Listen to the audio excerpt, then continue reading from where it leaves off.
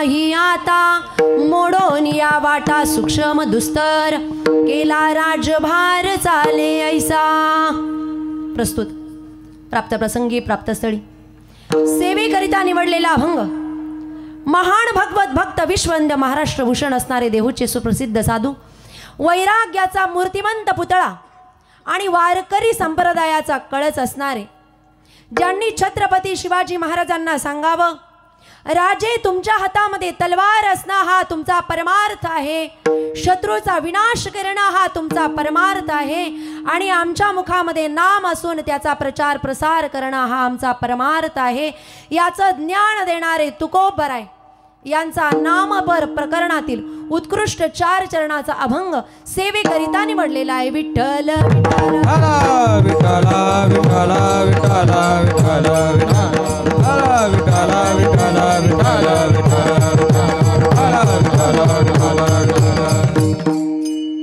प्रस्तुत कार्यक्रम किम निमित्ताने आहे आपणा सर्वांना ज्ञातच आहे, तरी देखील सालाबादाप्रमाणे चालू असणारा नाम सप्ताह श्री संत गजानन महाराज यांच्या प्रकट दिनाच्या निमित्ताने चालू असणारा हा सप्ताह, ज्या सप्ताहाचं 20वं वर्ष या ठिकाणी चालू आहे। या ठिकाणी आजच्या दिवसापासून श्रीमद भागवत कथा, हरि कीर्तन, हरिपाठ या सगळ्यांचा लाभ आपण सर्वजण घेत आहोत। त्यामध्ये कथारूपी सेवा सुद्धा माझ्याकडे आलेली आहे आणि प्रथम कीर्तन पुष्प माझ्याकडे आलेलं आहे। या ठिकाणी येऊन तुम्हा सर्व संत माता पित्यांचं मला दर्शन घडलं म्हणून मी माझं परम भाग्य समजते। भाग्यवान आहोत आपण सर्वजण की साधू संतांची सेवा करण्याचा योग आपल्या जीवनामध्ये आलेला आहे। अशा पद्धतीचा योग प्रत्येकाच्या आयुष्यामध्ये निर्माण होतोच असं नाही। श्री संत गजानन महाराज यांचा प्राकट्य उत्सव आपण का साजरा करतोय? ज्यांनी जीवनामध्ये येऊन असं आगळं वेगळं कार्य केलेलं आहे, जगदोद्धाराचं कार्य केलेलं आहे, दीन जनांना जवळ घेतलेलं आहे, अनेकांचे दारिद्र्य दुःख दूर केलेले आहेत, अनेक चमत्कार सुद्धा त्यांना आपल्या आयुष्यामध्ये करावे लागलेले आहेत आणि त्याच्यामुळे ते होते तेव्हाही त्यांचं नाव होतं आणि ते गेलेत तरी त्यांच्या नावाने या ठिकाणी आपण कार्यक्रम साजरा करतोय आणि त्यांच्याच कृपा आशीर्वादाने या ठिकाणी पंक्तीही उठतायत, कथाही प्राप्त होत आहेत, कीर्तनाचाही लाभ होतोय आणि अशा पद्धतीची सेवा करण्याचा योग तुमच्या आमच्यासारख्या सर्वांच्या आयुष्यामध्ये हा प्राप्त झालेला आहे। हे तुमचं आमचं सगळ्यांचं भाग्याचं लक्षण आहे महाराज। तुमचं आमचं सगळ्यांचं भाग्याचं लक्षण एक आहे की आपण या भारतभूमीमध्ये जन्माला आलेलो आहोत। सगळ्यात मोठं भाग्याचं लक्षण भारतामध्येच जन्माला आलोय हे भाग्याचं लक्षण काय? इतर देशामध्ये जर आपला जन्म झाला असता तर इतर देशामध्ये जशी भारतामध्ये संस्कृती आहे, प्रेम आहे, संस्कार आहेत, ते इतर देशामध्ये तुम्हाला बघायला मिळणार नाही। याच देशामध्ये हे सगळं काही आहे म्हणून या देशाच्या मागेच शब्द लागतो माता। इतर देशाच्या मागे माता हा शब्द लावला तरी शोभत नाही आणि लावला जातही नाही। लावून बघा, चीन माता, ऑस्ट्रेलिया माता, अमेरिका माता, शोभणार नाही। माता हा शब्द शोभतो फक्त भारताच्याच मागे, कारण मातृवत प्रेम, संस्कार आणि संस्कृती देणारा देश जर कोणता असेल तर हा भारत देश आहे।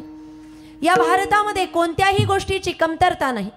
उत्तराखंडामध्ये जर गेलं तर उत्तराखंडाला देवभूमी म्हटलेलं आहे। दक्षिण भाग आहे भारताचा, त्या दक्षिण भागाला संतभूमी म्हटलेलं आहे। या देशाच्या एका भागामध्ये केदारनाथ, बद्रीनाथ बसलेले आहे, या देशाच्या दुसऱ्या बाजूला रामेश्वर बसलेले आहे, या देशाच्या एका बाजूला द्वारिकानाथ बसलेले आहे, या देशाच्या दुसऱ्या बाजूला जगन्नाथ बसलेले आहेत आणि या भारताच्या मधोमध पंढरीनाथ बसलेले आहेत। म्हणून सर्व बाजूंनी सनात असणारा देश म्हणजे माझा भारत देश आहे। सर्व बाजूंनी सनात असणारा देश आणि अशा देशामध्ये कमतरता कोणत्याही गोष्टीची नाही। ज्यांना ज्ञान पाहिजे असेल त्यांनी ज्ञानोबरायांची ज्ञानेश्वरीचं वाचन करावं, ज्यांना वैराग्य पाहिजे असेल त्यांनी तुकोबरायांच्या गाथेचं वाचन करावं, ज्यांना भक्ती शिकायची असेल त्यांनी नामदेवरायांचं जीवन चरित्र जीवनामध्ये उतरवण्याचं कार्य करायचं, ज्यांना जीवनभर कोणत्या प्रकारचं ज्ञान असावं हे सर्व काही जाणून घ्यायचं असेल त्यांनी श्रीमद भगवद्गीता वाचली पाहिजे। मृत्यू मंगलमय कसा करावा याच्यासाठी भागवताचं स्मरण त्या ठिकाणी केलं पाहिजे। मानवामध्ये मानवीय गुण कोणते असावेत हे जाणून घेण्यासाठी रामायण सारखे ग्रंथ, रामचरित मानस सारखे ग्रंथ आपण जीवनामध्ये उतरवले पाहिजे। हे सर्व काही आहे आणि ज्याला या समाजामध्ये जाणून सगळ्यांवर त्या ठिकाणी प्रेमाने राज्य करायचं असेल, जाणता राजा बनायचा असेल, त्यांनी छत्रपती शिवाजी महाराजांचं जीवन चरित्र आपल्या जीवनामध्ये उतरवायचं आहे। म्हणून या देशामध्ये कमतरता कोणत्याही गोष्टीची नाही। यह धरती वो जहाँ ऋषि मुनि जपते हरि नाम की माला। हरि ओम हरि ओम हरि ओम। जहाँ हर बालक एक मोहन है और राधा एक बाला, राधा एक बाला। जहाँ सबसे सूरज पहले आकर डाले अपना घेरा, ओ भारत देश मेरा, ओ भारत देश मेरा। जहाँ डाल डाल पर सोने की चिड़िया करती है बसेरा, ओ भारत देश मेरा, ओ भारत देश मेरा, ओ भारत देश मेरा, ओ भारत देश मेरा। साधू संत ऋषी मुनी भगवत भक्त या देशामध्ये जन्माला आलेले आहेत, म्हणून हा देश पवित्र आहे। या ठिकाणचे सर्व मानव जे आहेत ते पवित्र आहेत, भाग्यवान आहेत। भाग्यवान आपण याच्यासाठी जास्त आहोत की ज्ञानोबराय आणि तुकोबरायांच्या नंतर तुमचा आमचा जन्म झालेला आहे। श्री संत गजानन महाराजांच्या नंतर आपला जन्म झालेला आहे। या साधू संतांच्या आधी जर आपला जन्म झाला असता तर आपल्याला ज्ञानोबराय तुकोबरायांनी जे ग्रंथ संपदा दिलेली आहे ती आपल्याला प्राप्त झाली नसती। म्हणून आपण भाग्यवान आहोत की यांची ग्रंथ संपदा आपल्याला प्राप्त झालेली आहे। त्या ग्रंथांचा आढावा घेऊनच आपल्याला कळालं की साधू संतांची सेवा जीवनामध्ये घडली पाहिजे। जोपर्यंत साधू संतांची सेवा घडत नाही तोपर्यंत भगवान परमात्म्याची प्राप्ती होत नाही, हे सूत्र आपल्याला कळालं। म्हणून साधूची सेवा करण्याकरता आपण या सर्व कार्यक्रमाचं आयोजन आणि नियोजन केलेलं आहे। विठ्ठल विठ्ठल विठ्ठल विठ्ठल विठ्ठल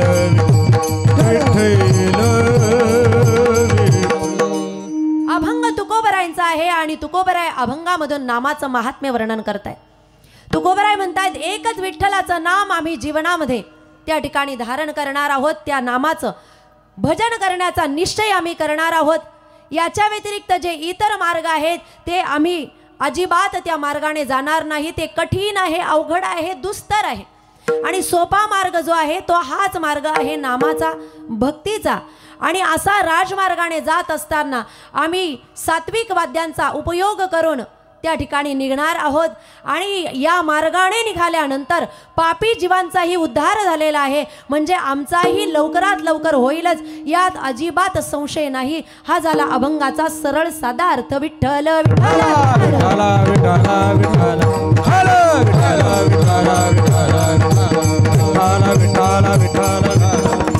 तुकोबरायांनी प्रस्तुत अभंगामध्ये नामाचं महात्म्य सांगितलेलं आहे आणि नामाचं महात्म्य वर्णन करत असताना जीवनामध्ये एक निश्चय केलेला आहे। निश्चय करणारे तुकोबराय आहेत की आम्ही हेच करू। तुकोबरायांनी निश्चय करावा आणि त्यांचा निश्चय तुम्ही आम्ही ऐकावा असं तुकोबरायांमध्ये काय आहे? त्यांचा निश्चय आपण ऐकावा। आपणही बरेच निश्चय करत असतो।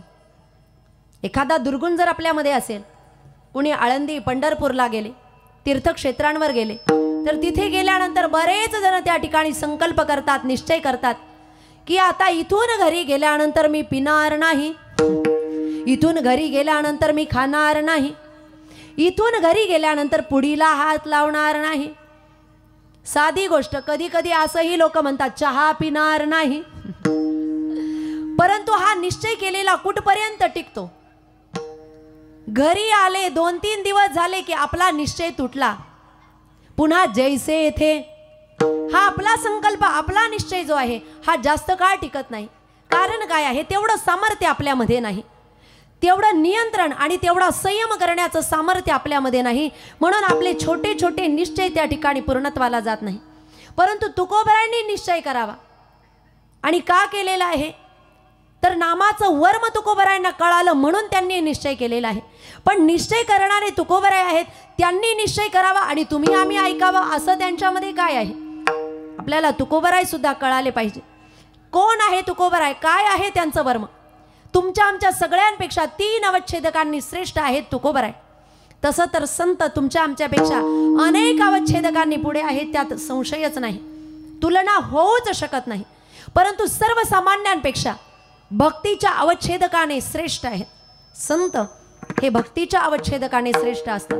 भक्तीच्या अवच्छेदकाने श्रेष्ठ कसे आहेत?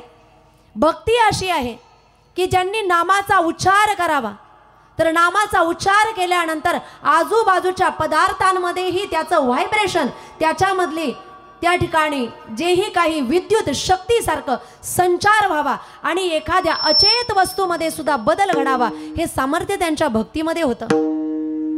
तुकोबरायांचा रोजचा नियम, तुकोबरायांनी पहाटे उठायचं, स्नान झालं, पंढरीनाथाचं त्या ठिकाणी विठ्ठल रुक्मिणीच्या मंदिरामध्ये गेले, स्नान झालं, देवाचीही पूजा केली, तिथून पुढे निघाले. तुकोबरायांनी विणा घ्यायचा आणि डोंगरावर जायचं. कधी भामचंद्र डोंगर, कधी भंडारा डोंगर, कधी घोरवड डोंगर, आणि तिथे जाऊन दिवसभर भजन करायचं. परंतु पातिव्रत्याचं पालन करणारी पत्नी रोज त्या ठिकाणी दुपारी भोजन तयार झालं की भोजन देण्यासाठी पायपीट करत 3ही डोंगरांवर शोध घेते.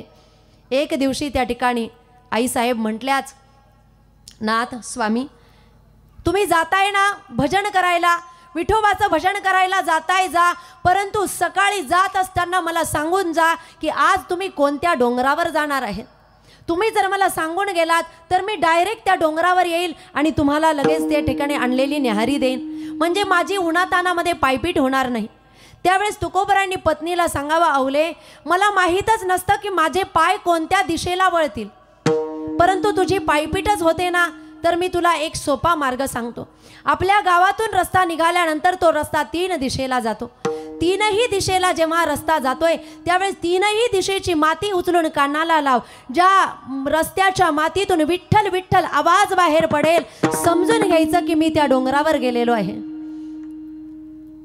त्या ठिकाणी मातोश्रींनीही तेच केलं. आणि काय आश्चर्य की माती उचलावी, कानाला लावावी, आणि जशी कानाला लावली विठ्ठल विठ्ठल असा आवाज यायचा. आणि आज तुकोबराय कोणत्या डोंगरावर गेलेले आहे याचं ज्ञान व्हायचं. म्हणजे तुकोबरायांच्या पायाखालच्या मातीनेही विठ्ठल विठ्ठल म्हणावं, अशा पद्धतीची भक्ती तुकोबरायांची आहे. आपण कीर्तनात बसल्यानंतर हाताने टाळी आणि मुखाने भजन करायला लावलं तरी आपल्या हाताची घडी मोडत नाही आणि तोंडातून विठ्ठल विठ्ठल निघत नाही. विठ्ठल विठ्ठल विठ्ठल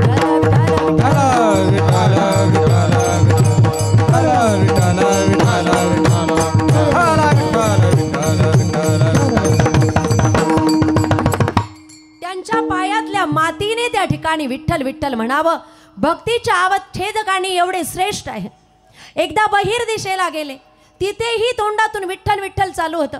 लोकांनी म्हटलं का हो या जागेवर तरी भगवंताचं नाव घेत जाऊ नका. तुकोबरायांनी म्हणावं, मी कितीही वाचेला बंद करण्याचा प्रयत्न केला ना तरी सुद्धा वाचा माझी मत झाली अनावर वाचा, माझी मत झाली अनावर वाचा, चंडया नामाचा घेतलाचे चंडया नामाचा घेतलाचे, माझी मत झाली अनावर वाचा, माझी मत झाली अनावर वाचा, हो चंडया नामाचा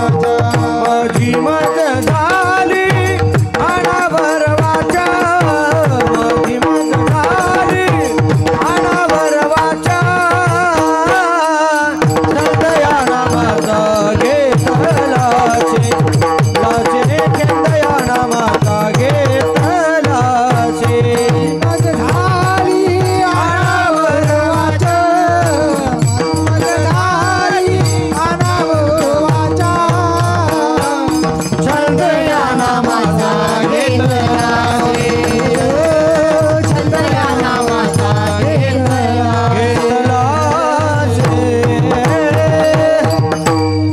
तुकोबरायाने म्हणावं मी माझ्या वाचेला कितीही जरी सांगितलं तरी ती थांबत नाही. म्हटले असं जीभ पकडली, बघूया आता वाचा कशी बोलते.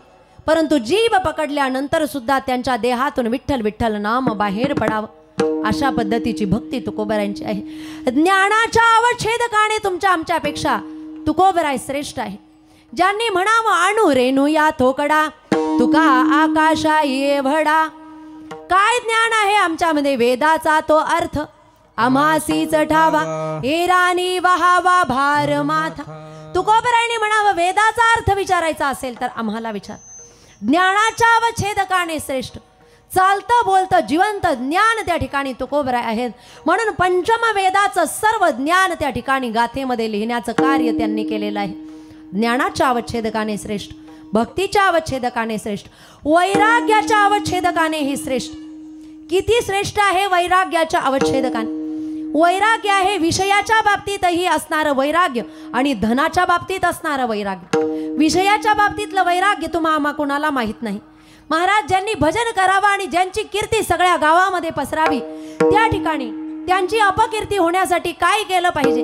तरुण स्त्री पाठवली आणि जशी ती डोंगरावर गेली आणि त्या तरुण स्त्रीला आपल्या समोर उभं राहून भोगाने त्या ठिकाणी तिने याचना करावी. त्यावेळेस तुकोबरायांच्या मुखातून वाक्य बाहेर पडावं. जाऊ तुमाते न करी सायास, जाऊ तुमाते न करी सायास,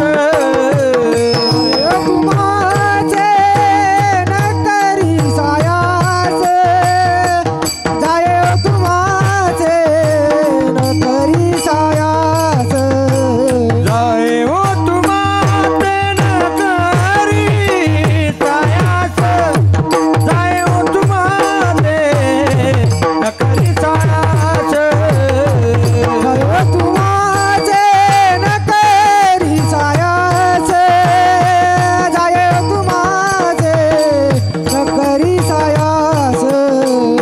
आम्ही विष्णुदास तैसे नोहे, आम्ही विष्णुदास तैसे नोहे, जाऊ तुमाते न करी सायास, जाऊ तुमाते न करी सायास, जाऊ तुमाते न करी सायास, जाऊ तुमाते न करी सायास, जाऊ तुमाचे न करी सायास, जाऊ तुमाचे न करी सायास, जाऊ तुमाचे न करी सायास, जाऊ तुमाचे न करी सायास.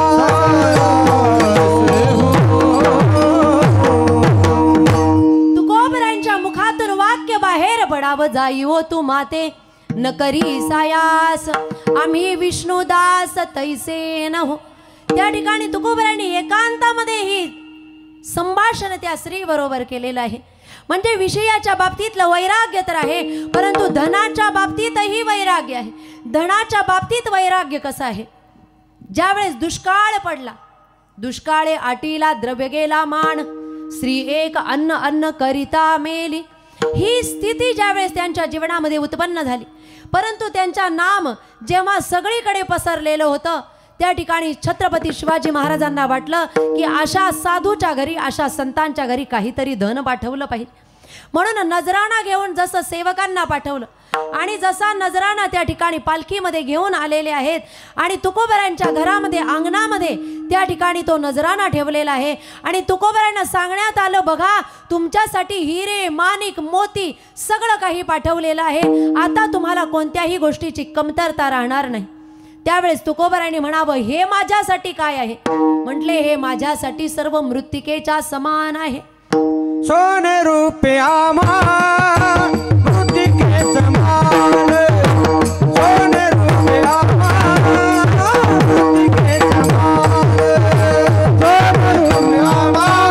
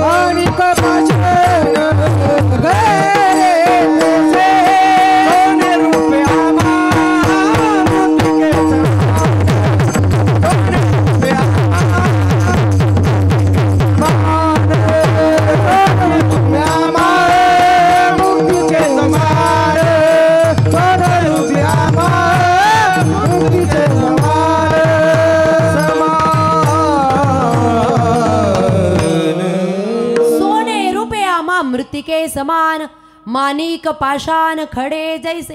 हे आमच्यासाठी मातीच आहे, याचा अजिबात आमच्या जीवनामध्ये महत्त्व नाही. जेवढंही आणलेलं आहे ना घेऊन जा. जेव्हा घेऊन जा सांगितलं, नजराणा पुन्हा वापस केला. आणि जेव्हा छत्रपती शिवाजी महाराजांना समजलं की आपण पाठवलेला नजराणा यांनी वापस पाठवलेला आहे, कदाचित असंही घडू शकतं की लोकांना देखावा दाखवण्यासाठी वैराग्याचं ढोंग केलेलं असं. चला आपणच जाऊन बघून येऊ. सकाळपासून सायंकाळपर्यंत तुकोबराय काय करताय त्या ठिकाणी संपूर्ण जीवन चरित्र त्यांनी लपून छपून बघितलं. आणि एक दिवस असं केलं की छत्रपती शिवाजी महाराज पहाटेच्या वेळेस निघाले. तुकोबरायांची नित्यनेमाची उठण्याची वेळ. तुकोबराय उठले, इंद्रायणीमध्ये स्नान करण्यासाठी गेले. आणि स्नान करण्यासाठी गेल्यानंतर रोज नित्यनेमाने ज्या ठिकाणी स्नान करतात कपडे काढले आणि ज्या दगडावर कपडे ठेवतायत त्या दगडावर कपडे ठेवणार. त्यावेळेस त्या ठिकाणी शिवाजी महाराजांनी आधीच एक लाल नावाचा मणी ठेवलेला होता. हा मणी पृथ्वी मोला एवढा मौल्यवान होता. आणि जेव्हा रात्रीच्या अंधारामध्ये थोडासा प्रकाश, थोडासा त्या ठिकाणी चमक दिसली आणि तुकोबराय 2 पावलं मागे सरकले. तुकोबराय मागे सरकले आणि ज्या दगडावर नेहमी कपडे ठेवतायत त्या दगडाला बोलायला लागले, एवढे दिवस तुझ्या जवळ आलो, एवढे दिवस तुझ्याच अंगावर माझे वस्त्र ठेवतोय, अजूनही तुझी लालसा गेलेली नाही. कुणाला म्हणतायत? दगडाला म्हणताय. अजूनही तुझी लालसा गेलेली नाही, अजूनही तुझी हाव गेलेली नाही. महाराज तो दगड थरथर कापायला लागला ज्या दगडावर लाल नावाचा मणी ठेवलेला होता.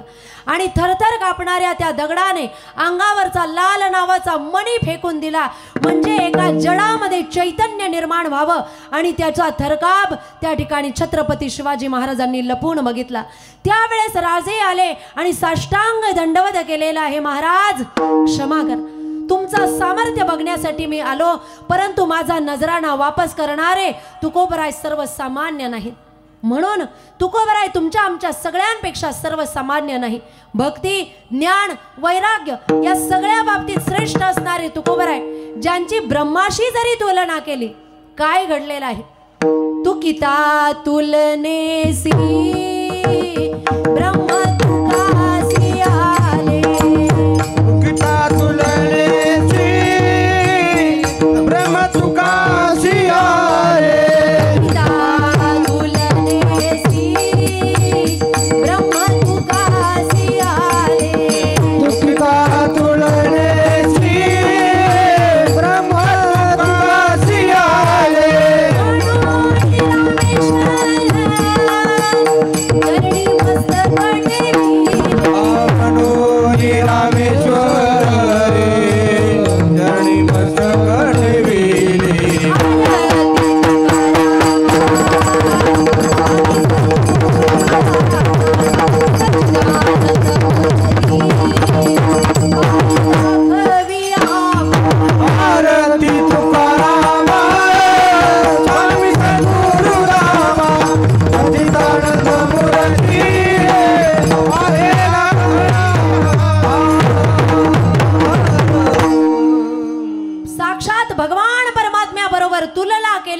काय घडलेलं आहे?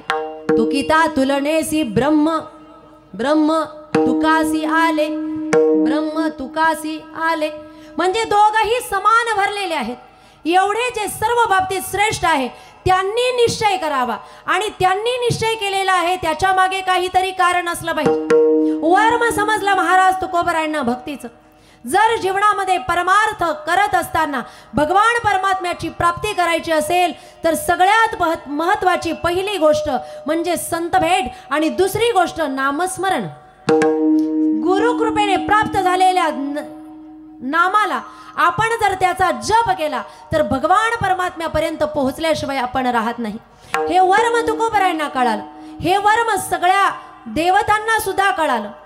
एकदा जेव्हा समुद्र मंथन झाल्यानंतर समुद्रा मंथनातून जेव्हा कालकूट विष बाहेर पडलं, ते कालकूट विष जेव्हा सर्वप्रथम बाहेर निघालं, संपूर्ण त्रैलोक्याचा दाह व्हायला लागला.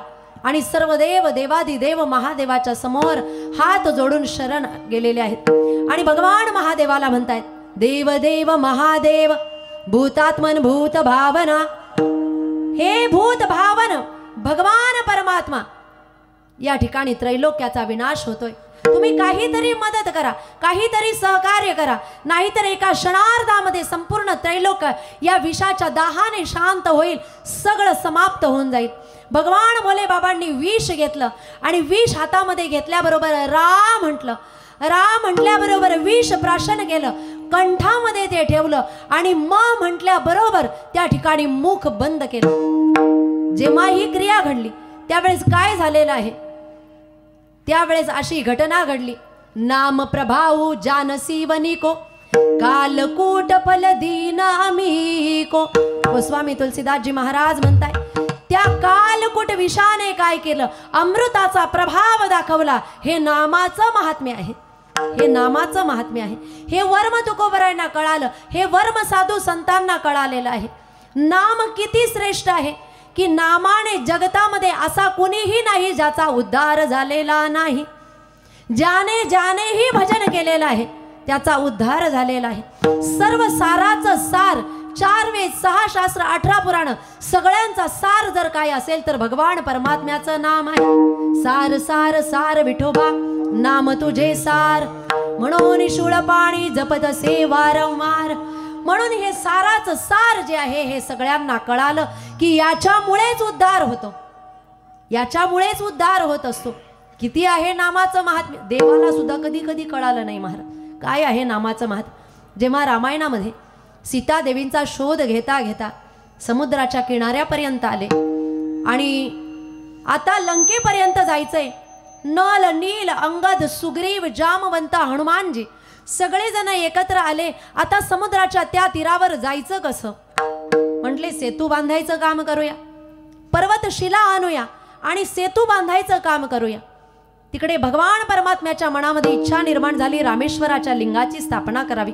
सुग्रीवजींच्या सहकार्याने रामेश्वराच्या लिंगाची त्या ठिकाणी स्थापना एका बाजूला राम करतायत, एका बाजूला अतिशय वेगवेगळ्या पर्वतांच्या शिखरांच्या शिला आणलेल्या जात आहेत, त्याच्यावर राम नाव टाकलं जात आहे आणि ते दगड पाण्यामध्ये टाकले जात आहे. काय आश्चर्य, दगड पाण्यामध्ये टाकल्यानंतर ते दगड पाण्यावर तरंगायला लागलेले आहेत. सेतू बांधायचं काम सुरू झालेलं आहे.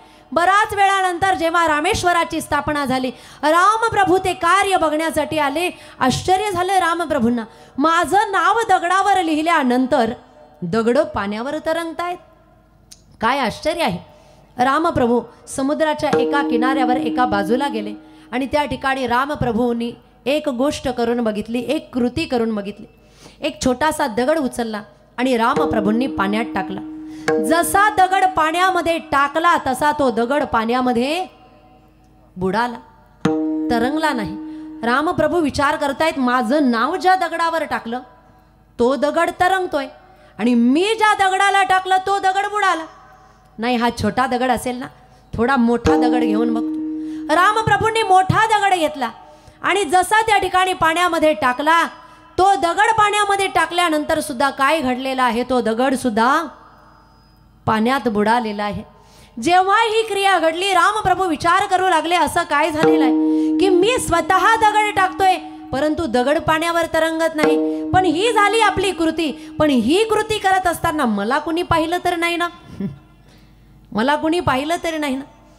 समजा एखाद्या वेळेस पावसाळ्याचे दिवस असतील आणि कुणी जर चिखलाच्या मार्गाने चालत असणार आणि अचानक चिखलामध्ये पडलात, पडल्याबरोबर जसा तो व्यक्ती स्त्री असो किंवा पुरुष असो उठून उभे राहतात, त्यावेळेस आपण किती भरलेलो आहे हे बघत नाही, पडताना मला कुणी कुणी बघितलं, काय बघताय, आधी मागे पुढे बघतायत, मला पडताना कुणी बघितलं तर लागलंय किती, भरलंय किती हे नंतर.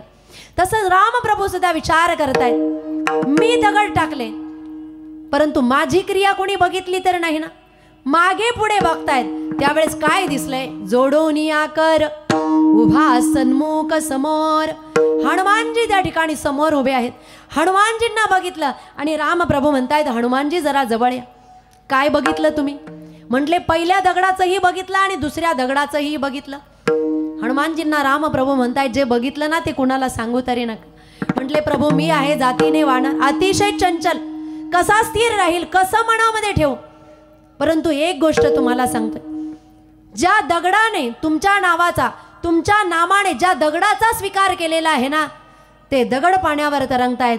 प्रभो, तुम्ही ज्याला सोडलेला आहे, तुम्ही ज्याचा त्याग केलेला आहे, तो पाण्यात काय या भवसागरामध्ये सुद्धा तरू शकत नाही. म्हणून ज्याचा तुम्ही त्याग केला तो कसा पाण्यावर तरंगेल? ज्याने तुमच्या नामाचा स्वीकार केलेला आहे तो तरंगतोय.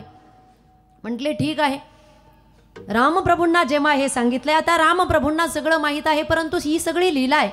आणि जेव्हा हे सेतू बांधण्याचं काम लंकेपर्यंत व्हायला लागलं, लंका नगरवासियांना, राक्षसांना समजलं आणि संपूर्ण लंकेमध्ये एकच चर्चा आहे की नामात एवढी ताकद आहे तर रामात किती ताकद असेल, नामात एवढी ताकद आहे तर त्यांच्यात किती ताकद असेल. शत्रू पक्ष अजिबात कमी नाही, अतिशय बलशाली आहे. म्हणून जरा त्यांची मनोबल जे आहे ते कमी व्हायला लागलं. आणि रावणाला जेव्हा कळालं, रावणाने त्या ठिकाणी समुद्राच्या किनाऱ्यावर सभा बोलावली आणि जशी सभा बोलावली, सगळ्यांना बोलावलं, नगरवासियांना, सगळे लंकेचे जेवढेही वासी होते तेवढे सर्व राक्षस त्या ठिकाणी आले. आल्यानंतर रावणाने मोठमोठ्या राक्षसांना त्या ठिकाणी मोठी शिला, मोठा दगड आणायला लावला. जसा दगड आणला रावणाच्या समोर ठेवला. रावणाने सगळ्यांना सांगायला सुरुवात केली, तुम्हाला काय वाटतंय? ते भटकणारे 2 जण आपल्याकडे युद्धा करता येत आहेत, त्यांच्यामध्ये फार ताकद आहे असं वाटतं का तुम्हाला? त्यांचं नाव काय टाकलं त्या ठिकाणी दगड पाण्यावर तरंगतायत. आपल्याकडे एवढी ताकद नाही, एवढी ताकद नाही का? बघा एकदा. त्या ठिकाणी रावणाने तो दगड 2ही हातांनी उचलला, दगड तोंडाजवळ नेला, काहीतरी रावण पुटपुटला आणि जसं काहीतरी बोलला, तो दगड रावणाने समुद्रामध्ये टाकला. जसा दगड समुद्रामध्ये टाकला, काय आश्चर्य आहे, तो दगड सुद्धा पाण्यावर तरंगायला लागला. आणि जसा दगड पाण्यावर तरंगायला लागला, त्या ठिकाणी रावणाच्या नावाचा जयघोष झाला. आता जे सगळे नगरवासी आहे, राक्षस आहे, त्यांच्यामध्ये अतिशय बल जे आहे आणि मनोबल जे आहे ते त्या ठिकाणी निर्माण झालं की आपणही अजिबात कमी नाही. त्यांचे तर दगड छोटे छोटे आहे, आपल्या राजाने केवढा मोठा दगड टाकला. आणि एवढी बातमी त्या ठिकाणी नगरामध्ये जशी पसरायला लागली, रावण त्या ठिकाणी जेव्हा राजमहालामध्ये गेला, भोजन झालं, अंतपुरामध्ये गेला आणि जेव्हा त्या ठिकाणी मंदोदरीच्या जवळ गेला, मंदोदरी विचारते रावणाला, स्वामी, तुमची चर्चा चालू आहे, तुम्ही फार मोठा दगड पाण्यामध्ये टाकला जो तरंगणं अशक्य आहे, परंतु समुद्राच्या जलावर तो दगड तरंगायला लागलेला आहे. नाथ, सांगा ना, हा चमत्कार तुम्ही कसा केला? रावणाने सांगितलं, देवी विचारू नका, बाकीचं काही चर्चा करा, परंतु हे विचारू नका. मंदोदरीला आश्चर्य वाटतंय. नाही नाथ, तुमच्यामध्ये किती सामर्थ्य आहे, मला तुमचा स्वाभिमान वाटतो. आणि तुमचा स्वाभिमान मला वाटणार नाही तर कुणाला वाटेल? प्रत्येक स्त्रीला पतीबद्दलचा स्वाभिमान असलाच पाहिजे. महाराज, कॉलर इकडे असते परंतु यांची कॉलर ताट झाल्याशिवाय राहत नाही. फक्त एखादं कार्य पतीने केलं पाहिजे.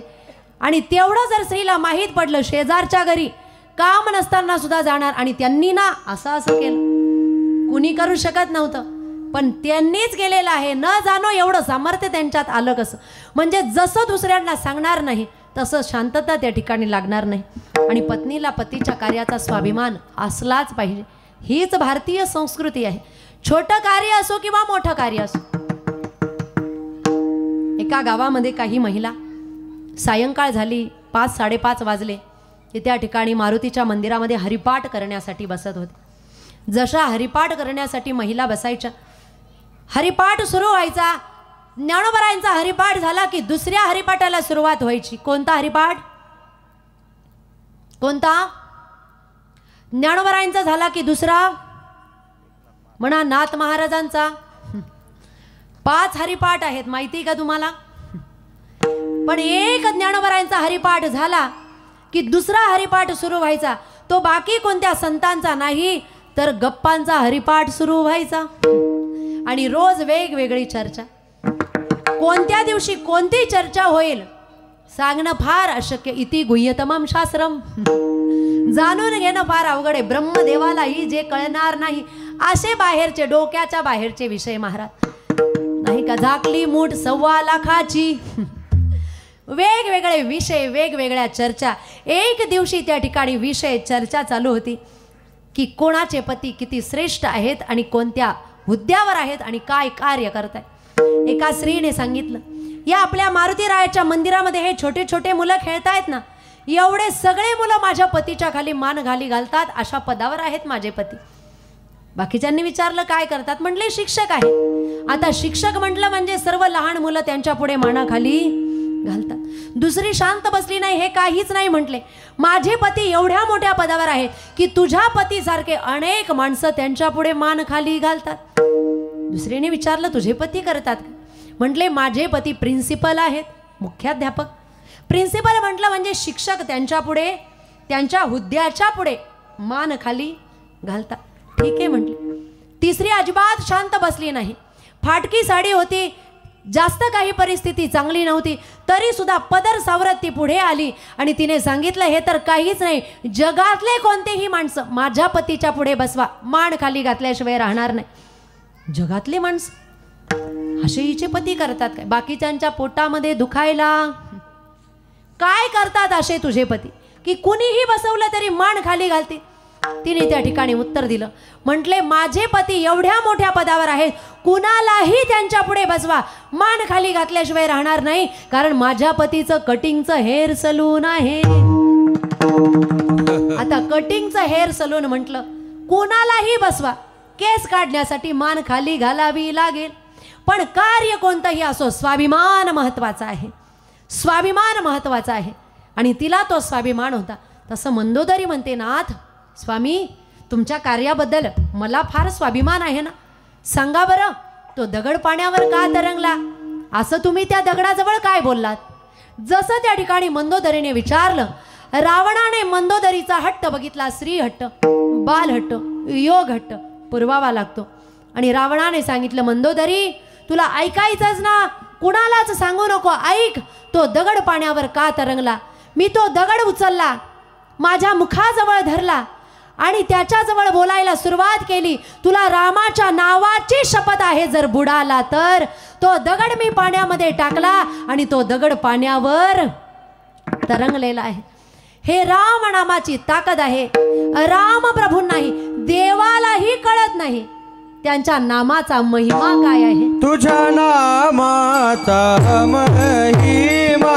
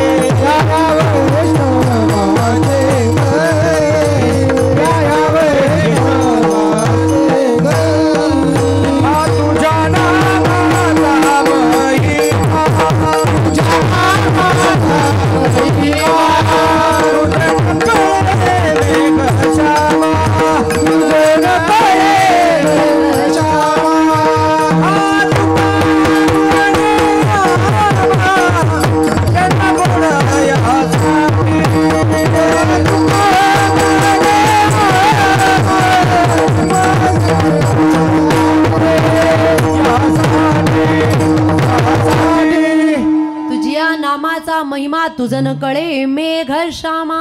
भगवान परमात्म्याला सुद्धा त्याच्या नामाचा महिमा माहीत नाही. एवढं जगदोद्धारक भगवान परमात्म्याचं नाम आहे आणि असं उद्धारक नाम आहे हे वर्म ज्यावेळेस साधू संतांना समजलं, संत एकांती बैसले, सर्व सिद्धांत शोधिले, सार निवडून काढिले. त्या ठिकाणी शास्त्र सिद्धांत निवडून काढलं ते एक हरीचे नाम. त्यांना समजलं ते काय आहे, ते भगवान परमात्म्याचं एक नाम आहे की ज्या नामामुळे सगळ्या जगतामधल्या जीवांचा उद्धार होऊ शकतो. आणि हे वर्म जेव्हा कळालं त्यावेळेस तुकोबराय ज्या भगवान परमात्म्याची भक्ती करतायत त्याच भगवान परमात्म्याचं नाम घेत असताना म्हटले की याच देवाचं नाव आम्ही घेऊ, हा आमचा निश्चय आहे. विठ्ठलाच्या एक गाऊ आम्ही विठोबाचे नाम एक गाऊ आम्ही विठोबाचे नाम एक गाऊ आम्ही विठोबाचे नाम एक गाऊ आम्ही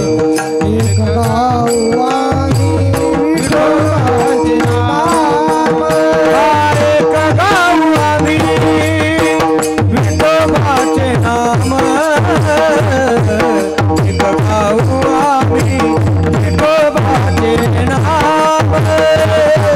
गाऊ आम्ही विठोबाचे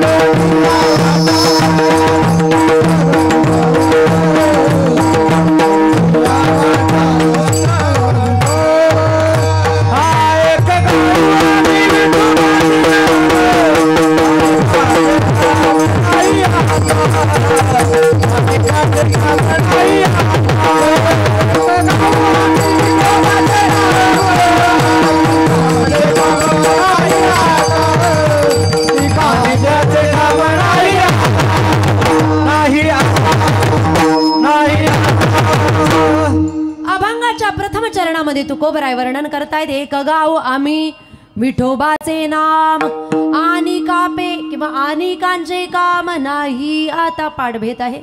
काही ठिकाणी आनिकापे म्हटलेलं आहे, काही ठिकाणी आनिकांचे म्हटलेलं आहे. तुकोबराय म्हणतायत की आम्ही एकाच विठ्ठलाचं नामस्मरण करूया करणार आणि त्यांच्याच नामाचा आम्ही जप करणार. पहिला शब्द तुकोबरायांनी वापरलेला आहे एक. एक म्हणजे दुसरे नाही. पहिला शब्द वापरलेला आहे एक. एकाचंच आम्ही नाव घेणार. हा एक शब्द तुकोबरायांची एकविध भक्ती दर्शवतो. तुकोबरायांची भक्ती कशी होती? एकविध भक्ती होती. तुकोबराय विठ्ठलाचे निस्सीम भक्त होते आणि त्यांची एकविध भक्ती होती. एकविध भक्ती कशाला म्हणतात? एकाच देवाची जीवनभर त्या ठिकाणी श्रद्धा ठेवून भक्ती करणं. उदाहरणार्थ तुकोबराय दत्ताच्या मंदिरामध्ये गेले तरी दत्ताच्या मूर्तीमध्ये विठ्ठलच दिसत आहेत. महादेवाच्या मंदिरामध्ये गेले तरी महादेवाच्या लिंगामध्ये विठ्ठलाचंच दर्शन करतायत. देवीच्या मंदिरामध्ये गेले तरी देवीमध्ये त्यांना विठ्ठलच दिसतोय. विठाई किठाई माझे कृष्णाई कान्हाई रंगा येईव. देवीमध्येही त्यांना त्या ठिकाणी विठ्ठलच दिसतोय. कोणत्याही देवाच्या मंदिरात जाऊ द्या, तुकोबरायांना त्याच्यामध्ये विठ्ठलच दिसतोय. म्हणजे जेवढेही देव आहेत सगळ्या देवांची आराधना करतायत, परंतु सगळ्या देवांना एकच समजतायत की हा माझा विठ्ठल आहे. भक्ती एकविधच असली पाहिजे. त्या एकविध भक्तीमध्येच परमार्थ साध्य होतो. नाहीतर दर महिन्याला, दर आठवड्याला, दर दिवसाला आपण त्या ठिकाणी देव बदलतो. नवीन एखादा चमत्कार जर कोणत्या देवाचा ऐकला की आपण लगेच चाललो त्या देवाचे भक्त बनतो. आपल्या गुरूंनी आपल्या अंतःकरणापासून आपण ज्या देवाला पहिलेपासून पूजतोय तो देव आपण मधूनच सोडून देतो, मग दुसऱ्या देवाला जातोय. परंतु आपल्या हिंदू धर्मामध्ये ग्रंथ सांगतायत पंचदेव उपासना सांगितलेली आहे. देवी भागवतामध्ये सांगितलेलं आहे पंचदेव उपासना केली पाहिजे. कोणते 5 देव मुख्य आहेत? गणेशजी, गणपतीचे इतर अवतारही त्याच्यामध्ये, कोणत्याही देवाची भक्ती करा, गणेशजी. दुसरे आहे शिवजी, शिवाजींची भक्ती केली पाहिजे. मग शिवजींनी जर कोणते इतर अवतार घेतलेले असतील, खंडेराय असतील, कालभैरव असतील वगैरे, त्यांचीही भक्ती केली तरी, परंतु शिवजी. तिसरे आहे श्रीहरी विष्णू. विष्णूमध्ये तुम्ही कृष्ण भक्त व्हा, राम भक्त व्हा, नाहीतर अजून वामन भक्त व्हा, नृसिंह भक्त व्हा, परशुरामजींचे भक्त व्हा, परंतु ते कोण आहेत? विष्णूचे अवतार आहे, श्रीहरी विष्णू. त्याच्यानंतर भगवती देवी, आदि माया शक्ती दुर्गा. चौथे आहे भगवती. मग देवीपैकी कोणत्याही देवीची भक्ती करा, ती जगदंबा असेल, एकवीरा असेल, रेणुका असेल, सप्तशृंगी असेल, किंवा आपली कुलदैवत असेल, ती देवी म्हणजे कोणत्याही देवीची भक्ती. चौथी आहे देवी. आणि पाचवी आहे सूर्य उपासना. या 5 देवतांची जर भक्ती आपण केली तर 5 देवतांची भक्ती, हे पंचायतन, हे 5 देव आपल्याला भक्ती करण्याकरता सांगितलेले आहे. परंतु आपल्याला एखादा नवीनच देव सापडला की आपण त्या देवाला सोडतो आणि दुसऱ्याच देवाच्या मागे मागे फिरतो. साधू संतांना सांगावं लागले, बाबा रे, कोणत्याही देवाच्या मागे लागू नका, जे स्वतःच्या पोटाकरता रडतायत. सेंदरी हेंदरी दैवते, कुणी पूजी भूते खेते, आपुल्या पोटा जे रडते, मागती सीते अवधान. अशा देवतांची भक्ती केली तर कसा तुमचा उद्धार होईल? एकविध भक्ती आपल्याला कळाली पाहिजे सगळ्या देवांमध्ये. समजा आपण कृष्ण भक्त असणार उदाहरणार्थ, तर आपण कृष्णाचीच भक्ती करायची. असं नाही की दत्ताच्या मंदिरात जायचं नाही, जायचं आहे, परंतु त्याच्यामध्येही कृष्णाला बघायचं. इतर कोणत्याही देवाच्या मंदिरात गेले त्याच्यामध्येही कृष्णाला बघायचं आहे. आपण जर देवी भक्त असणार तर सगळ्या देवतांमध्ये आपल्याला देवी भगवती दिसली पाहिजे. भेदाभेद भ्रम अमंगळ. आमच्या वैष्णव संप्रदायामध्ये, वारकरी संप्रदायामध्ये भेद अजिबात सांगितलेला नाही. भेद करायचा नाही, सगळे एकच आहेत. पण आपण वेगवेगळ्या देवाची भक्ती करतो. देव जरी वेगवेगळे असले तरी एकच आहेत. जसं कुणाला लाल रंग आवडतो, कुणाला निळा आवडतो, कुणाला पिवळा आवडतो, कुणाला पांढरा आवडतो, प्रत्येकाला वेगवेगळा रंग आवडतो. तसं कुणाला राम आवडतात, कुणाला कृष्ण आवडतात, कुणाला देवी भगवती आवडते, कुणाला गणेशजींची आराधना करायला आवडते. देव सगळे एकच, मूळ तत्व एकच आहे. तसं तुकोबराय त्यांच्या संपूर्ण जीवनामध्ये अनेक पिढ्यांपासून विठ्ठलाचे भक्त आहेत. आणि म्हणून विठ्ठलाचे भक्त असल्यामुळे तुकोबरायांनी शब्द वापरलेला आहे, एक गाऊ आम्ही विठोबाचे नाम, अनेकांचे काम नाही आता. आम्ही नामाचाच आधार घेऊ. बाकीचे जेही भगवान परमात्म्याच्या प्राप्तीचे जे मार्ग आहेत ना, आम्ही त्यांचा आधार अजिबात घेणार नाही. कारण ते जे इतर मार्ग आहे ना, त्याच्यानेही भगवत भक्ती होते. यज्ञाच्या मार्गाने भगवंत भेटतो, नामाच्या मार्गाने, भक्तीच्या मार्गाने भगवंत भेटतो, तपाच्या मार्गाने, योगाच्या मार्गाने, कर्मकांडाच्या मार्गाने अनेक मार्ग आहेत, त्या मार्गांनीही देव भेटतो. परंतु असे जे इतर मार्ग आहेत ना, हे फार कठीण आहे. आम्ही ते मार्ग थोडेसे मोडून बाजूला केले आणि एक भक्तीचा सोपा मार्ग निर्माण केलेला आहे आणि त्याच मार्गाने आम्ही जाणार आहोत. अभंगाचं मोडोनिया वाटा सूक्ष्म दूत, मोडोनिया वाटा सूक्ष्म दूत,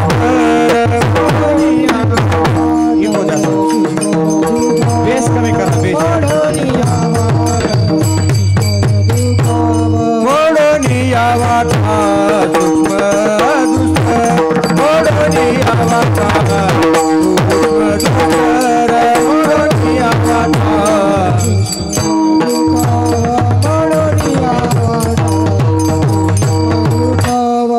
केला राजभार चाले ऐसा, केला राजभार चाले ऐसा, मोडोनिया वाटा दुसर, मोडोनिया वाटा दुसर, केला राजभार चाले ऐसा, मोडोनिया वाटा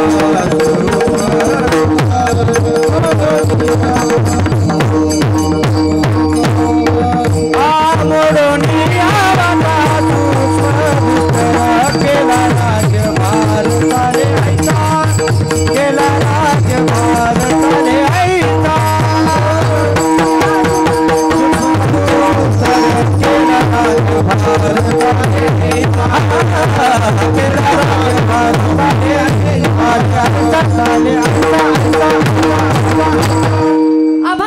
द्वितीय चरणामध्ये तुकोबराय वर्णन करतायत की इतर जे मार्ग आहेत अतिशय कठीण आहे, मोडून या वाटा सूक्ष्म दुस्तर, दोन विशेष मार्गांचं वर्णन तुकोबरायांनी केलेलं आहे.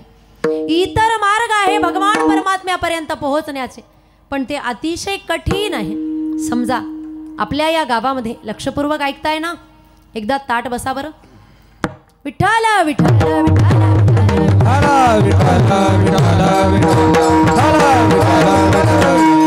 आपल्या या महान गावामध्ये जर यायचं असेल आणि बाजूला 15-20 किलोमीटर वरून जर या गावामध्ये यायचं असेल आणि तिथले ग्रामस्थ जर इथे कथा कीर्तनासाठी येत असतील आणि येत असताना 4-5 रस्ते असतील आपल्या महानपर्यंत येण्यासाठी.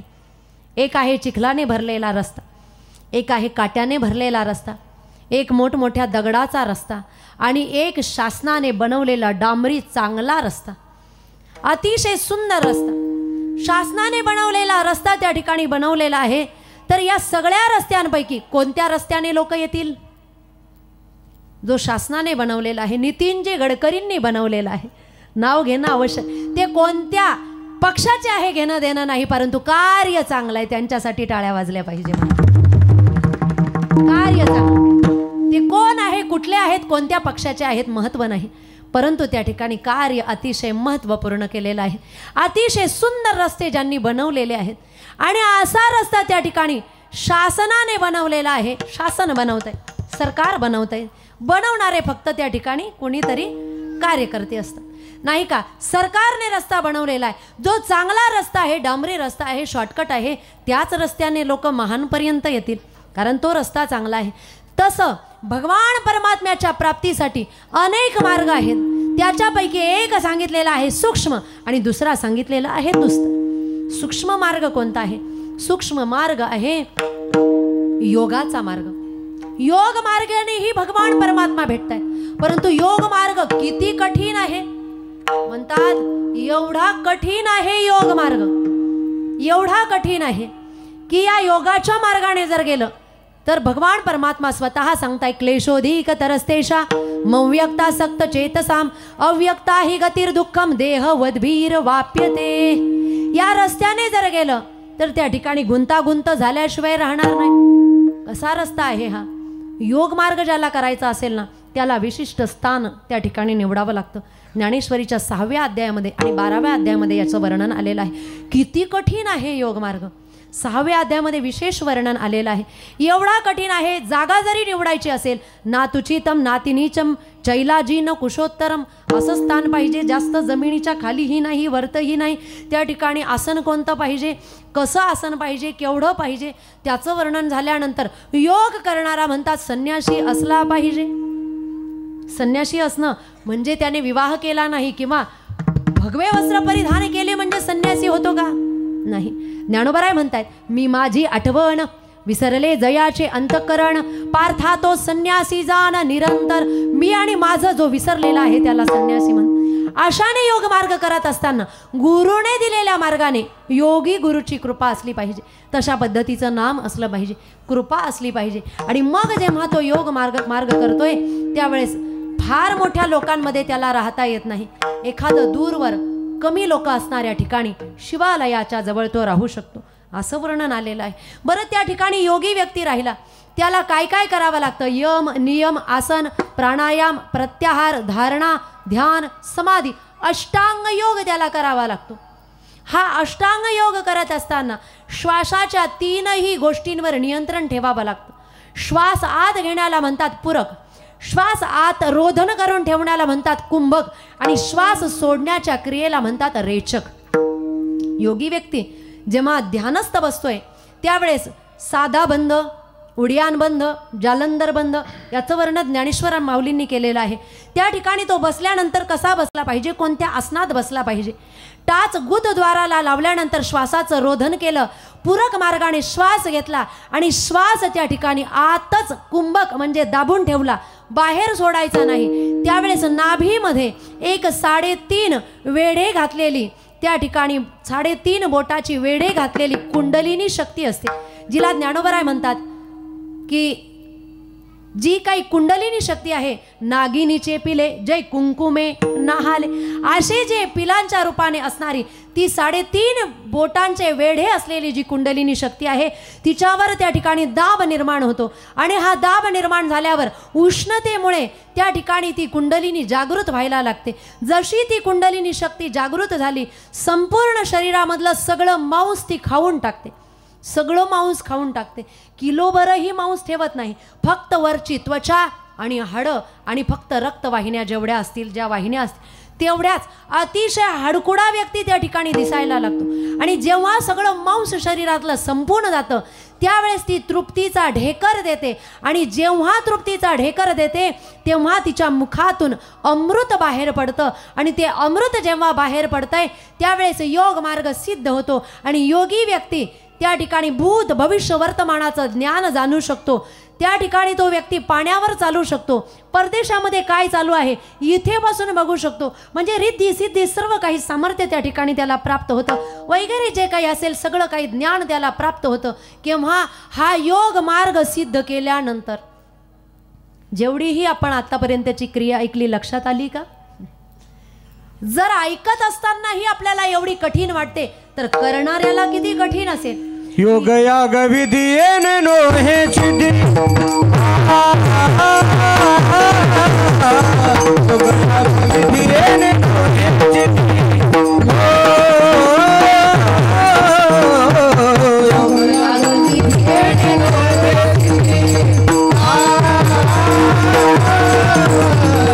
योग याग विधी येणे नो हे सिद्धी, योग याग विधी येणे नो हे सिद्धी.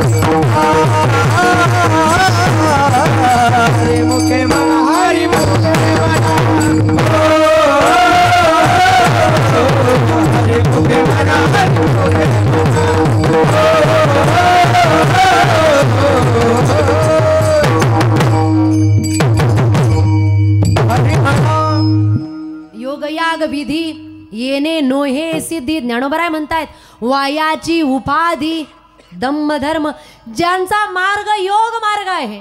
ज्ञानोबरायांचा मार्ग कोणता आहे? नाथ संप्रदाय आहे आणि नाथ संप्रदायामध्ये योग फार महत्वाचा आहे. ज्यांनी योग सिद्ध केलेला आहे ते तुम्हा आम्हाला सांगतायत या पंथाने जाऊ नका. हा पंथ अतिशय कठीण आहे म्हणून या मार्गाला जायचं नाही. किती कठीण आहे योग मार्ग. लोहाचे चणे जय बोचरिया पडती खाणे, ते पोट भरणे की जाणे शुद्धी नेणे. म्हणतात लोहाचे चणे जय बोचरिया पडती खाणे, ते पोट भरणे की प्राणे शुद्धी नेणे. म्हणतात लोखंडाचे चणे खायचे आणि कुणाला द्यायचे? बोचरिया पडती खाणे. ज्याचे सगळे दात पडलेले आहेत ना अशा बोचऱ्या व्यक्तीला लोहाचे चणे खायला दिल्यानंतर किती पटापट खाईल तो? खाईल का? ते जेवढा कठीण आहे तेवढा योग मार्ग कठीण आहे. मनाची स्थिरता सुद्धा करावी लागते त्याच्यासाठी. किती कठीण आहे. ऐसे कैसे नि घडेल काही मरकट समाधी येईल, का राहे म्हणत लिया राहेल महावातू. जसं माकड स्थिर राहू शकत नाही, वारा स्थिर राहू शकत नाही, तसं मनाला स्थिर करणं सुद्धा कठीण आहे आणि योग मार्गामध्ये हेही फार आवश्यक आहे. म्हणून हा मार्ग अतिशय कठीण आहे. एक सूक्ष्म मार्ग आणि दुसरा दुस्तर मार्ग. दुसरा मार्ग कोणता सांगितलेला आहे? म्हणतात कर्म मार्ग. कर्म मार्ग सुद्धा कसा आहे? किम कर्म किम कर्मेति कवयोपत्र मोहिता. किती कठीण आहे. कर्म म्हणजे ते कवन अथवा अकर्माकाय लक्षण, हे विचारिता विचक्षण गुंफोणी ठेले. ज्ञानोबराय वर्णन करताय कर्म मार्ग सुद्धा अतिशय कठीण आहे. या मार्गाने जरी गेलात तरी कर्म प्रत्येकासाठी समान नियम असतात असे नाही. जागा बदलली की कर्माचा प्रकार बदलतो. समाज बदलला, कार्य बदललं, व्यापार व्यवसाय बदलला, कर्माचा त्या ठिकाणी नियम बदलत असतो. कायिक कर्म, वाचिक कर्म, मानसिक कर्म, वेगवेगळे कर्माचे प्रकार आहे. सर्वसामान्यांना त्या ठिकाणी हे कर्म समजणार नाही. ज्ञानोबराय म्हणतात येथ मोहाले गा क्रांतदर्श. चांगल्या चांगल्यांना कर्म काय आहे कळत नाही आणि त्या मार्गाने जर परमार्थ करणार तर तुम्हाला ते जमणार नाही. म्हणून भक्तिपंथ बहु सोपा. हा भक्तिपंथ फार सोपा आहे. या मार्गाने फक्त गुरूंनी दिलेल्या मंत्राचा जप जर केला आणि निष्ठेने एक विचार करून निष्ठेने जर भगवान परमात्म्याचं स्मरण केलं तर भगवान परमात्मा भेटेल. म्हणून हे जे मार्ग आहेत ना हे आम्ही मोडलेले आहेत आणि एक राजमार्ग निर्माण केलेला आहे. हा राजमार्ग कोणता आहे? पूर्वी राजा निघायचे मार्गाने आणि राजा जेव्हा निघायचे तेव्हा राजा कधीही एकटा निघत नव्हता. जसं आताचे मंत्री आले तर एकटी गाडी येईल का? मागे 4-5 गाड्या, पुढे 4-5 गाड्या, तेव्हा मंत्री येतो. म्हणजे आता जर असं आहे तर राजे कसे येत असतील? रथामध्ये जरी बसले तरी मागून सैन्य, पुढून सैन्य. ते काही बोळीबाळीतून येत असतील का? कोणत्या रस्त्याने येत असतील? जो मोठा रस्ता आहे, जो महत्वाचा रस्ता आहे, त्या ठिकाणून त्या ठिकाणी राजाचा ताफा निघत असावा. त्याच्यामुळे तो मार्ग अतिशय मोठा, सहज, सोपा असा राजमार्ग आम्ही निर्माण केलेला आहे भगवान परमात्म्यापर्यंत पोहोचण्यासाठी. आणि अशा राजमार्गाने जात असताना आम्ही नुसतं मुक चालणार नाही तर आम्ही सात्विक वाद्य सोबत घेऊ आणि भजन करत करत निघू. अभंगाचं तृतीय. लावून मृदंग श्रुती टाळ घोष. लावून मृदंग श्रुती टाळ घोष.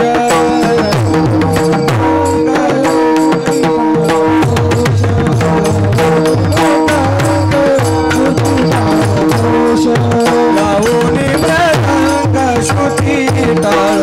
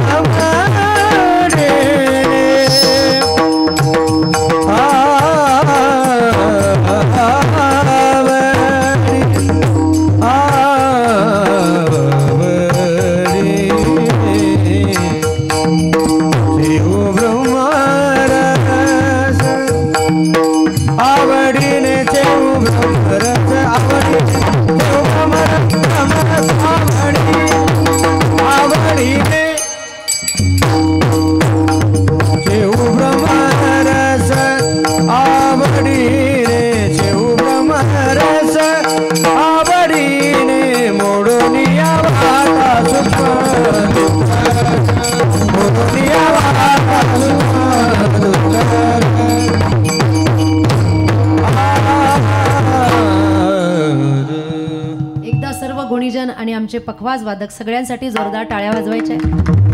अतिशय सुंदर साथ ते या ठिकाणी करतायत. अभंगाच्या तृतीय चरणामध्ये तुकोबराय वर्णन करतायत की या राजमार्गाने जात असताना, भगवान परमात्म्याचं नामस्मरण करत असताना, भक्तीच्या या सोप्या रस्त्याने जात असताना आम्ही कशा पद्धतीने जाणार आहोत. लावणी मृदंग श्रुती वीणा टाळ घोष हे घेऊन आम्ही निघणार आहोत. का? कारण भगवान परमात्म्याचं सहज जरी नामस्मरण केलं, सरळ सरळ केलं तरीही चालतं, परंतु या वाद्यांचा जर उपयोग केला ना तर त्या ठिकाणी ब्रह्मनाद उत्पन्न होतो. त्या ठिकाणी सात्विक वातावरण उत्पन्न होतं. परंतु वाद्यांचे सुद्धा 3 प्रकार आहे: राजसी, तामसी आणि सात्विक. राजसी आणि तामसी जे वाद्य आहेत त्याच्यामध्ये ढोल असेल, पेटी असेल, नगारा असेल, तुंतुना असेल, ढोलकी असेल, हे सगळे वाद्य जे आहे राजसी तामसी. परंतु सात्विक वाद्य काय आहे? मृदंग. जे मृदंग दोनही बाजूंनी ठेवलेले आहेत ना त्याला पखवाज म्हटलं जातं. मृदंग, श्रुती म्हणजे वीणा, टाळ आपला टाळ, हे जे वाद्य आहेत ना हे सात्विक वाद्य आहेत. यांचा उपयोग जर केला तर सात्विक वातावरण निर्माण होतं. आणि मनुष्याच्या अंतःकरणामध्ये भगवत भक्तीसाठी सत्वगुणाची आवश्यकता आहे. सात्विक गुण निर्माण झाले पाहिजे. राजसी आणि तामसी गुण त्या ठिकाणी भगवान परमात्म्यापर्यंत नेऊ शकत नाही. सात्विक गुण निर्माण होण्यासाठी सात्विक वाद्यांचं नावच त्या ठिकाणी तुकोबारायांनी घेतलेलं आहे. म्हणतात आम्ही नामस्मरण करत असताना या वाद्यांचा उपयोग करू. साधं देवाचं नाव घेतलं सरळ सरळ तरीही चालतं, परंतु वाद्यांचा जर मदत घेतली तर हे नामस्मरण करत असताना अधिक रंग निर्माण होतो. जसं गाजराचा हलवा बनवायचा आहे, गाजर किसलं, साखर टाकली, गरम केली, गाजराचा हलवा. पण गाजराचा हलवा बनवत असताना साजूक तूप टाकलं, थोडंसं दूध टाकलं, विलायची टाकली, काजू बदाम टाकले, किशमिश टाकली, वेगवेगळे पदार्थ टाकले, गुलाबजल थोडंसं टाकलं, कसं लागेल? साधं बनवलं तरी टेस्ट आहे, परंतु बाकीचे पदार्थ टाकल्यानंतर त्या ठिकाणी चव बदलते, अधिक आनंद खाण्यामध्ये येतो. तसं देवाचं सरळ सरळ नाव घेतलं चालेल, परंतु या वाद्यांच्या सोबत जर नाव घेतलं त्या ठिकाणी आनंद उत्पन्न झाल्याशिवाय राहत. जसं आपण या ठिकाणी नामस्मरण करूया गजानन गणेशजींचं किंवा ज्यांचा सोहळा या ठिकाणी चालू आहे त्यांचं नामस्मरण जर आपण केलं त्या ठिकाणी त्यांचं भजन काय आहे? म्हणतात भजन करत असताना त्यांनी भगवान परमात्म्याचं नामस्मरण केलं आणि नेहमी एक भजन म्हटले, गण गण गणात बोते. सरळ मी म्हटलं गण गण गणात बोते, गण गण गणात बोते, गण गण गणात बोते, गण गण गणात बोते. परंतु बाकीच्यांनी जर आपल्याला मदत केली, चला बरं, गण गण गणात बोते, गण गण गणात बोते, गण गण गणात बोते,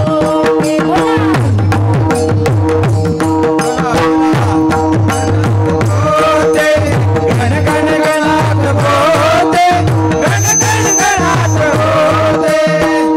मला वाटतं आपण सगळ्यांनी भजन केलं पाहिजे. दोन्ही हात ताट वर करा बरं एकदा. हां, मुखाने भजन, मोकळे करा हात, एवढी थंडी नाही अजून, करा बरं, लाजू नका. हां, हाताने टाळी आणि मोठ्याने, एवढ्या मोठ्याने भजन म्हटलं पाहिजे की शेगावच्या गजानन महाराजांपर्यंत आपला भाव पोहोचला पाहिजे. सगळ्यांनी गण गण गणात बोते,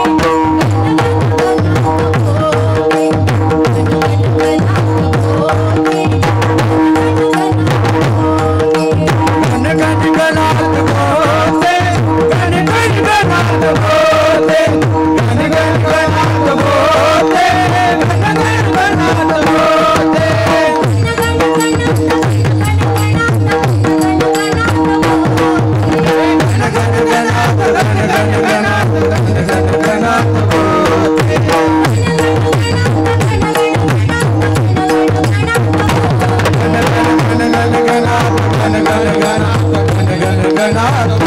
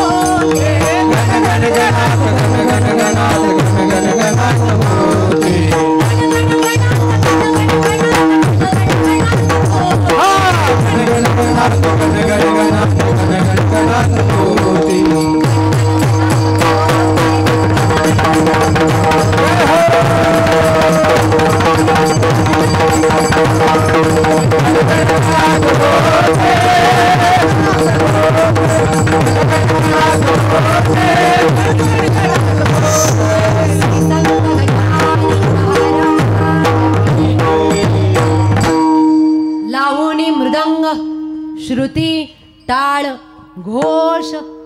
जेव्हा असा घोष होतोय त्यावेळेस काय होतं? सेऊ ब्रह्मरस आवडीने त्या ठिकाणी ब्रह्मरस निर्माण होतो.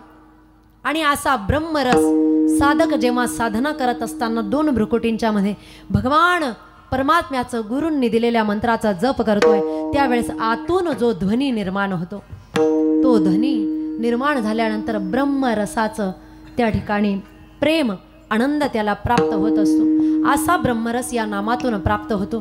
पुन्हा एकदा हा ब्रह्मरस प्राप्त करण्यासाठी सगळ्यांनी मोठ्या प्रेमाने भजन करायचं। विठोबा रखुमाई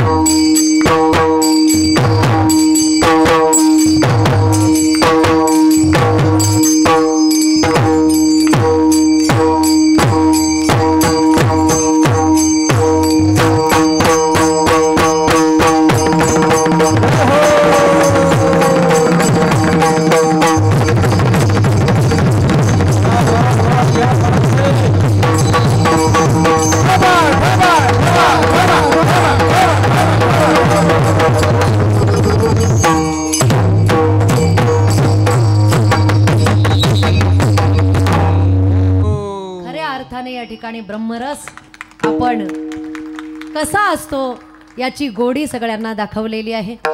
भगवान परमात्म्याचं नामस्मरण करत असताना ब्रह्मरस प्राप्त होतो। ब्रह्मरस घेई काढा तेने पिडा वारेल, 3 प्रकारच्या रसांचं वर्णन साधू संतांच्या या वाङ्मयामध्ये आलेलं आहे। अमृतरस, ब्रह्मरस नाही का, हे रस जे आहेत त्या ठिकाणी भगवान परमात्म्याचा आनंद प्राप्त करून देणारे आहेत। आणि ज्याने या मार्गाने भगवान परमात्म्याची भक्ती केलेली आहे, नामस्मरणावर पूर्ण विश्वास ठेवलेला आहे, म्हणतात कितीही मोठा पातकी पतित जरी असला तरी त्याचा उद्धार व्हायला अजिबात टाइम लागत नाही।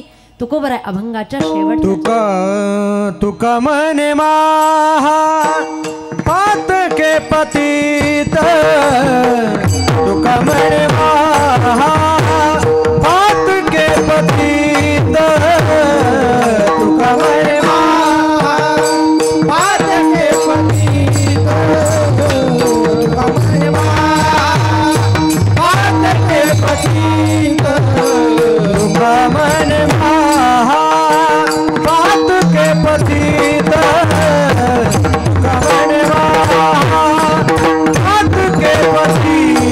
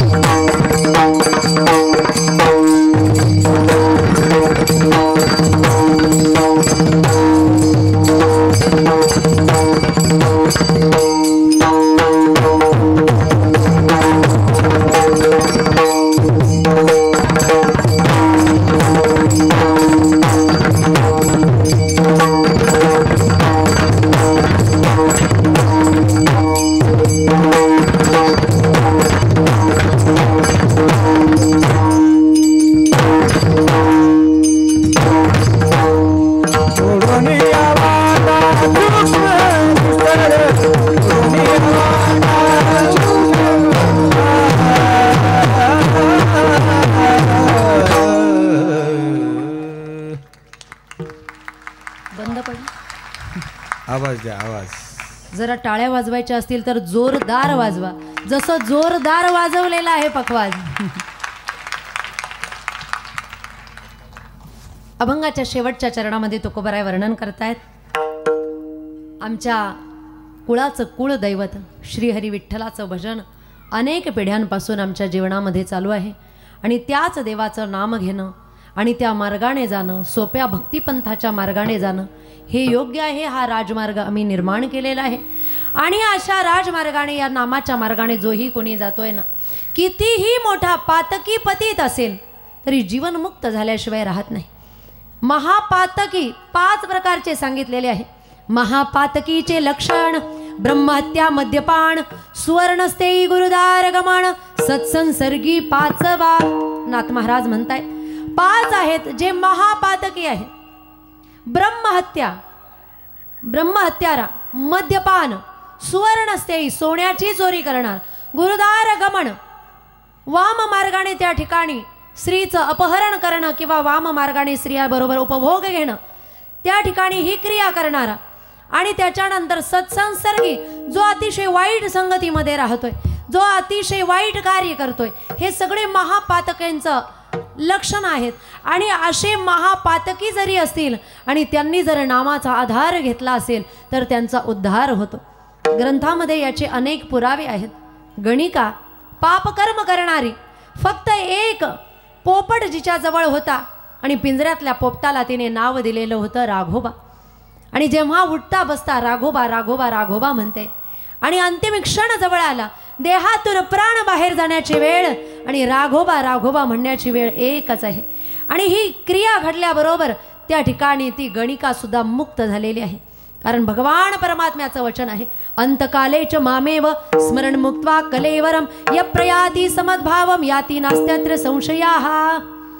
जो अंतिम क्षणाला माझं चिंतन करतो, देह ठेवतो, मी त्याचा उद्धार केल्याशिवाय राहत नाही. अजामिळ आधी चांगलं कर्म करणारा होता, परंतु पाप कर्म जेव्हा करायला लागला, काही कारणास्तव बिघडला, ज्याची कथा श्रीमद भागवतामध्ये तुम्ही श्रवण करणारच आहात.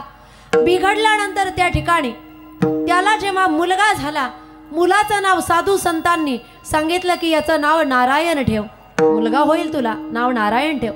नारायण नाव ठेवलं. अंतिम क्षण जवळ आला, देहातून प्राण बाहेर जाण्याची वेळ, नारायण नारायण नारायण ज्याने म्हटलेलं आहे, अंतिम क्षणालाही नारायण म्हटला. परिणाम काय झाला? देवदूत आले आणि त्याचा आत्मा जो आहे स्वर्ग लोकामध्ये नेलेला आहे, ज्याचा उद्धार केलेला आहे. वाल्या कोळी उलटा नामस्मरण केलं. राम राम म्हणता येत नव्हतं. नारदजींनी सांगितलं राम राम म्हणा. म्हटले राम राम येत नाही, परंतु रोज एक काम करत होतो, मारो तोडो झोडो, मरा मरा म्हणता येईल. म्हटलं ठीक आहे, मरा मरा म्हण, मरा मरा मरा मरा मरा मरा मरा मरा मरा मरा मरा. त्या ठिकाणी राम नामाचा उलटा जप काय झाला, त्यांचा सुद्धा उद्धार झाला. काय त्या ठिकाणी सामर्थ्य निर्माण झालं? केले रामायण रामा आधी, रामप्रभूंच्या जन्माच्या आधी रामप्रभूंचं जीवन चरित्र लिहिलेलं आहे. हे सामर्थ्य त्यांच्यामध्ये निर्माण झालं. म्हणजे नामाने त्या ठिकाणी उद्धार होतोच. कशामुळे? म्हणतात अशा पद्धतीच्या नामाने जर त्या ठिकाणी आपण नामाचा आश्रय जर घेतला, तृण अग्नी मिळे समरस झाले, तैसे नामे केले जपता हरी. नामामुळे पापाचे कळप पडती पुढे, पुण्याची गणना कोण करी. हे सर्व नामाने घडतंय. म्हणून नाम मार्गाने त्या ठिकाणी आत्मोद्धार करून घ्यायचा आहे. म्हणून तुकोबरांनी सांगितलेलं आहे, हेळा मात्रे म्हणजे लगेच त्या ठिकाणी उद्धार होतोच, यात अजिबात संशय नाही. त्याच नामाचा आश्रय आपल्याला जीवनभर घ्यायचा आहे. उठता बसता चालता बोलता नाथ महाराज सांगता, हरी बोला भांडता, हरी बोला कांडता, सर्व कार्य करिता हरी बोल.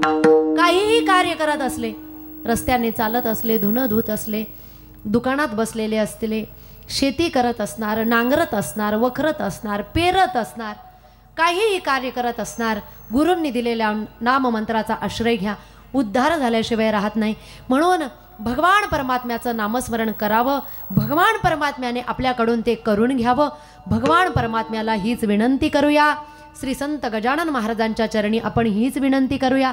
आणि या ठिकाणी हे सेवा श्री संत गजानन महाराजांच्या चरणी समर्पित करत असताना ज्यांनी मला या ठिकाणी या पहिल्या दिवसाच्या सेवेचा योग आणून दिलेला आहे, कार्यक्रमाचे आयोजक, नियोजक, संयोजक, समस्त ग्रामस्थ, महानवासी, त्याचबरोबर या कीर्तनरूपी सेवेसाठी साथ करणारे उत्कृष्ट